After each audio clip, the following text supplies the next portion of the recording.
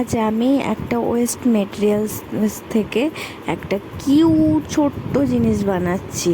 তো কিন্ডার জয়ের প্যাকেটটাকে ভালো করে পরিষ্কার করে নিয়ে তার ওপরটাতে ক্লে দিয়ে ভালো করে পুরোটাই ঢেকে দিলাম এবং যেটুকু ক্লে বাড়তি থাকলো সেটাকে দিয়ে গোল করে একটা মুখের শেপ দিলাম এবং এর চারদিকে ছোট ছোট করে ক্লে দিয়ে পায়ের মতো শেপ দেওয়ার চেষ্টা করেছি।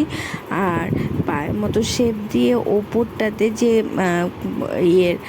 খোলসটা হয় সেটাতে আমি গোল গোল করে একটা ডিজাইন করার চেষ্টা করেছি এবং এই গোল গোল ডিজাইন করার পর বর্ডারটা পুরোটাই ক্লে দিয়ে একটা ছোট্ট ছোট্ট ক্লে গোল করে করে পুরোটাই দিয়ে মানে বর্ডারের মতন করেছি এবং এরপর এটাকে একটা সবুজ কালার দিয়েছি। সবুজ কালার দিয়ে পুরো কচ্ছপটাকেই কালার করেছি এবং এই যে গোল গোল যে ডিজাইনটা করেছি তার উপরে আমি হলুদ কালার দিয়েছি পুরোটাই, যাতে একটু হাইলাইট হয় এবং এটা দেখে মনে হচ্ছিলো যে খুব একটা মানে গ্লসি ব্যাপারটা আসছে না, সেজন্য আমি পরে আবার এই হলুদটার উপরে দেখো যে আমি গোল্ডেন কালার করছি।